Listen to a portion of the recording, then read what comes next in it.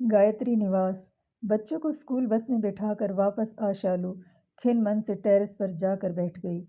सुहाना मौसम, हल्के बादल और पक्षियों का मधुर गाना कुछ भी उनके मन को वह सुकून नहीं दे पा रहे थे जो वो अपने पिछले शहर के घर में छोड़ आई थी।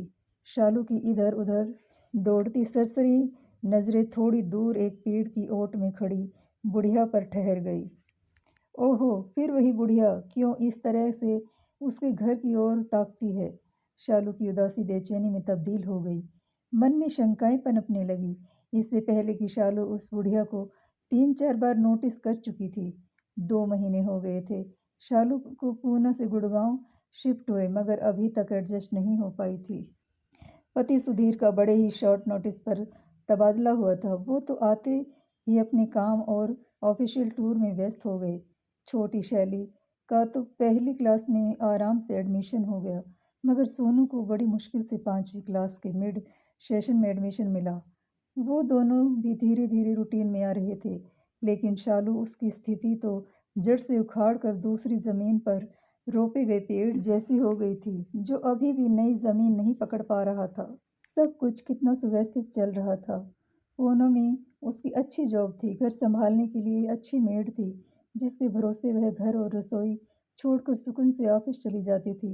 घर के पास ही बच्चों के लिए एक अच्छा सा डे केयर भी था। स्कूल के बाद दोनों बच्चे शाम को उनके ऑफिस से लौटते तक वहीं रहते। लाइफ बिल्कुल सेट थी, मगर सुधीर के एक तबादले की वजह से सब गड़बड़ हो गया। यहाँ न आसपास कोई अच्छा डे केयर है और न ही कोई भरोसे लायक मेड ही मिल रही है। उसका कैरियर तो चौपट ही समझो। और इतनी टेंशन के बीच में ये विचित्र बुढ़िया कहीं छुप कर घर की टोह तो नहीं ले रही है। वैसे भी इस इलाके में चोरी और फिरौती के लिए बच्चों का अपहरण कोई नई बात नहीं है। सोचते सोचते शालू परेशान हो उठी। 2 दिन बाद सुधीर टूर से वापस आए तो शालू ने उस बुढ़िया के बारे में बताया। सुधीर को भी कुछ चिंता हुई। ठीक है, अगली बार कुछ ऐसा हो तो वॉचमैन को बोलना, वो उसका ध्यान रखेगा, वरना फिर देखते हैं, पुलिस कंप्लेंट कर सकते हैं। कुछ दिन ऐसे ही गुजर गए। शालू का घर को दोबारा ढर्रे पर लाकर नौकरी करने का संघर्ष जारी था, पर इससे बाहर आने की कोई भी सूरत नज़र नहीं आ रही थी। एक दिन सुबह शालू ने टेरेस से देखा, वॉचमैन उस बुढ़िया के साथ उसके मेन गेट पर आया हुआ था। सुधीर उससे कुछ बातें कर रहे थे। पास से देखने पर उस बुढ़िया की सूरत कुछ जानी पहचानी सी लग रही थी। शालू को लगा उसने यह चेहरा कहीं और भी देखा है, मगर कुछ याद नहीं आ रहा था। बात करके सुधीर घर के अंदर आ गए और वह बुढ़िया मेन गेट पर ही खड़ी रही। अरे, ये तो वही बुढ़िया है जिसके बारे में मैंने आपको बताया था। ये यहाँ क्यों आई है? शालू ने चिंतित स्वर में सुधीर से पूछा। बताऊंगा तो आश्चर्यचकित रह जाओगी। जैसा तुम उसके बारे में सोच रही थी वैसा कुछ भी नहीं है। जानती हो कौन है वे? शालू का विस्मित चेहरा आगे की ओर बात सुनने को बेकरार था। वो इस घर की पुरानी मालकिन है क्या? मगर ये घर तो हमने मिस्टर शांतनु से खरीदा है। ये लाचार बेबस बुढ़िया उसी शांतनु की अभागी माँ है, जिसने पहले धोखे से सब कुछ अपने नाम करा लिया और फिर ये घर हमें बेचकर विदेश चला गया, अपनी बूढ़ी माँ गायत्री देवी को एक वृद्धाश्रम में छोड़कर। छी, कितना कमीना इंसान है। देखने में तो बड़ा शरीफ लग रहा था। सुधीर का चेहरा भी तृष्णा से भर उठा। वहीं शालू याददाश्त पर कुछ जोर डाल रही थी। हाँ, याद आया, स्टोर रूम में सफाई करते हुए इस घर की पुरानी नेम प्लेट दिखी थी। उस पर गायत्री निवास लिखा था। वहीं एक राजा जी ठाट बाट वाली महिला की एक पुरानी फोटो भी थी। उसका चेहरा इस बुढ़िया से मिलता था। तभी मुझे लगा था कि इसे कहीं देखा है, मगर अब ये यहाँ क्यों आई है? क्या घर वापस लेने? पर हमने तो इसे पूरी कीमत देकर खरीदा है। शालू चिंतित हो उठी। नहीं नहीं, आज इनके पति की पहली बरसी है। ये उस कमरे में दिया जलाकर प्रार्थना करना चाहती है जहाँ उन्होंने अंतिम सांस ली थी। इससे क्या होगा? मुझे तो इन बातों में कोई विश्वास नहीं। तुम्हें न सही उन्हें तो है। और अगर हमारी हाँ से उन्हें थोड़ी सी खुशी मिल जाती है तो हमारा क्या घट जाएगा? ठीक है, आप उन्हें बुला लीजिए, अनमने मन से ही सही। मगर शालू ने हाँ कर दी। गायत्री देवी अंदर आ गई। क्षीण काया, तन पर पुरानी सूती धोती, बड़ी बड़ी आंखों के कोरों में कुछ जमे कुछ पिघले ऐसे आंसू। अंदर आकर उन्होंने सुधीर और शालू को ढेरों आशीर्वाद दिए। नजरें भर भर कर उस पराये घर को देख रही थी जो कभी उनका अपना था। आंखों में कितनी स्मृतियाँ, कितने सुख और कितने ही दुख एक साथ तैर आए थे। वो ऊपर वाले कमरे में गई। कुछ देर आंखें बंद कर कर बैठी रही। बंद आंखें लगातार रिस रही थी। फिर उन्होंने दिया जलाया, प्रार्थना की और फिर वापस दोनों को आशीर्वाद देते हुए कहने लगी, मैं इस घर में दुल्हन बनकर आई थी। सोचा था आरती पर यहीं से ही जाऊंगी, मगर स्वर्ग भरा आया था। यही कमरा था मेरा। कितने साल हंसी खुशी बिताए हैं यहाँ अपनों का साथ। मगर शांतनु के पिता के जाते ही आंखें पुनः भर आई। शालू और सुधीर ने निशब्द बैठे रहे। थोड़ी देर घर से जुड़ी बातें कर गायत्री देवी भारी कदमों से उठी और चलने लगी। पैर जैसे इस घर की चौखट छोड़ने को तैयार ही न थे, पर जाना तो था ही। उनकी इस हालत को वो दोनों भी महसूस कर रहे थे। आप जरा देखिए, बैठिए, मैं अभी आती हूँ। शालू गायत्री को रोक कर कमरे से बाहर चली गई और इशारे से सुधीर को भी बाहर बुलाकर कहने लगी, सुनिए, मुझे एक बड़ा अच्छा आइडिया आया है, जिससे हमारी लाइफ भी सुधर जाएगी और इनके टूटे दिल को भी आराम मिल जाएगा। क्यों न हम इन्हें यहीं रख लें। अकेली है, बेसहारा है, इस घर में इनकी जान बसी है, यहाँ से कहीं जाएगी भी नहीं और हम यहाँ वृद्धाश्रम से अच्छा ही खाने पहनने को देंगे इन्हें। तुम्हारा मतलब है नौकर की तरह? नहीं नहीं, नौकर की तरह नहीं, हम उन्हें कोई तनख्वाह नहीं देंगे काम के लिए, तो मेड भी है। बस ये घर पर रहेंगी तो घर के आदमी की तरह मेड पर आने जाने वालों पर नज़र रख सकेंगी, बच्चों को देखभाल सकेंगी। ये घर पर रहेंगी तो मैं भी आराम से नौकरी पर जा सकूंगी, मुझे भी पीछे से घर की बच्चों की खाने पीने की टेंशन नहीं रहेगी। आइडिया तो अच्छा है, पर क्या ये मान जाएगी? क्यों नहीं, हम इन्हें उस घर में रहने का मौका जो दे रहे हैं जिनमें उनके प्राण बसे हैं, जिसे छुप छुपा कर देखा करती थी। और अगर कहीं मालकिन बन घर पर अपना हक जमाने लगी तो क्या निकाल बाहर करेंगे? घर तो हमारे नाम ही है, ये बुढ़िया क्या कर सकती है? ठीक है, तुम बात करके देखो, सुधीर ने सहमति जताई। शालू ने संभल कर बोलना शुरू किया, देखिए, अगर आप चाहें तो यहाँ रुक रह सकती हैं। बुढ़िया की आंखें इस प्रत्याशित प्रस्ताव से चमक उठी। क्या वाकई वो इस घर में रह सकती है? लेकिन फिर बुझ गई।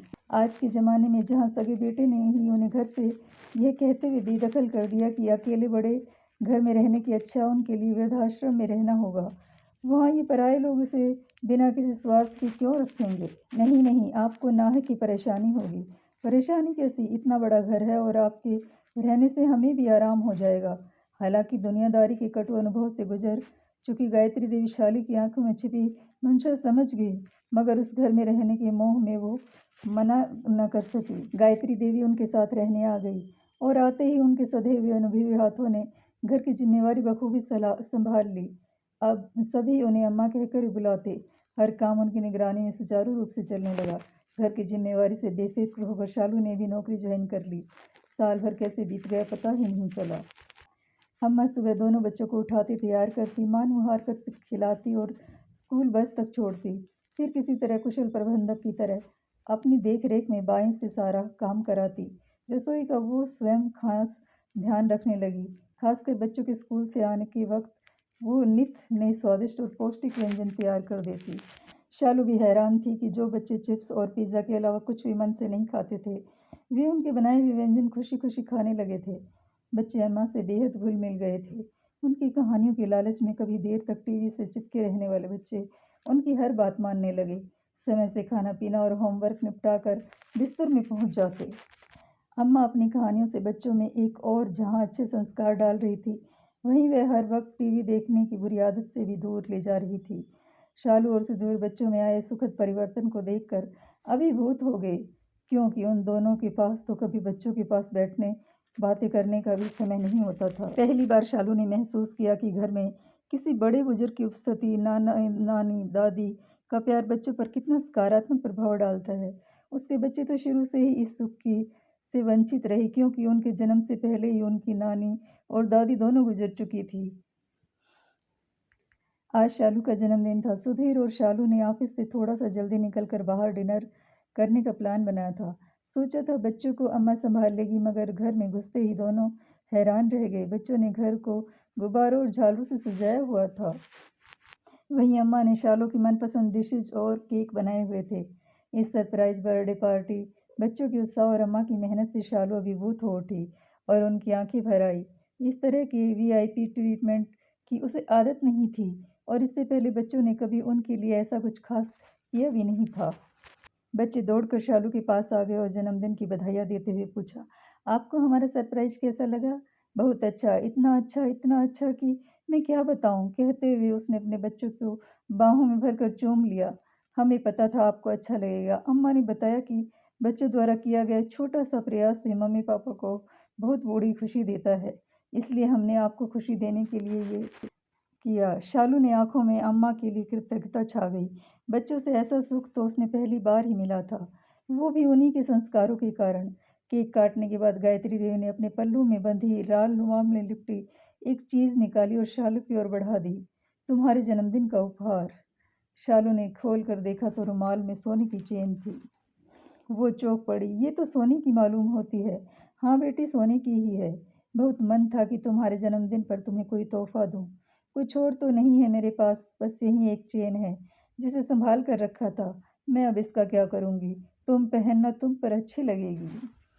शालू की अंतरात्मा उसे कचोटने लगी, जिसे उसने लाचार बुढ़िया समझकर स्वाद से तत्पर हो अपने यहाँ आश्रय दिया। उसका इतना बड़ा दिल कि अपने पास बचे हुए इकलौते स्वर्ण धन को भी वह उसे सहज ही दे रही थी। नहीं अम्मा, नहीं, मैं इसे नहीं ले सकती। ले लो बेटी, एक माँ का आशीर्वाद समझकर रख ले। मेरी तो उम्र भी हो चली, क्या पता तेरे अगले जन्मदिन पर तुझे कुछ देने के लिए मैं रहूँ भी या नहीं। नहीं अम्मा, ऐसा मत कहिए, ईश्वर आपका साया हमारे सिर पर सदा बनाए रखे। कहकर शालू ने उससे ऐसे लिपट गई जैसे बरसों बाद कोई बिछड़ी बेटी अपनी माँ से मिल रही हो। वो जन्मदिन शालू कभी नहीं भूली, क्योंकि उसे उस जन्मदिन पर एक बेशकीमती उपहार मिला था, जिसकी कीमत कुछ लोग बिल्कुल नहीं समझते, और वो है निस्वार्थ मानवीय भावनाओं से भरा माँ का प्यार। वो जन्मदिन गायत्री देवी भी नहीं भूली, क्योंकि उस दिन उसकी उस घर में पुनर्प्रतिष्ठा हुई थी। घर की बड़ी आदरणीय एक माँ के रूप में, जिसकी गवाही उस घर के बाहर लगाई गई वो पुरानी नेम प्लेट भी दे रही थी, जिस पर लिखा था गायत्री निवास। यदि आपकी आंखें इस कहानी को पढ़कर थोड़ी सी भी नम हो गई हों तो अकेले में 2 मिनट चिंतन करें, और पाश्चात्य संस्कृति की होड़ में हम अपनी मूल संस्कृति को भुलाकर बच्चों की उच्च शिक्षा पर तो हमने सभी का ध्यान केंद्रित है, किंतु उन्हें संस्कारवान बनाने में हम पिछड़ते जा रहे हैं। यदि यह कहानी 10 परिवारों को भी जोड़ने का काम आए, तो इसे अपने साथियों, परिजनों और एवं संस्कृति प्रेमियों को आगे बढ़ाने में अपना महत्वपूर्ण योगदान करें। कैसी लगी ये कहानी कमेंट बॉक्स में लिखकर ज़रूर बताएं, और ज़्यादा से ज़्यादा लोगों को इसे शेयर करें, ताकि लोग जान सकें कि घर में बुजुर्गों का रहना कितना ज़रूरी है। मेरी कहानी पसंद आए तो लाइक शेयर ज़रूर कीजिएगा फ्रेंड। धन्यवाद, शुक्रिया।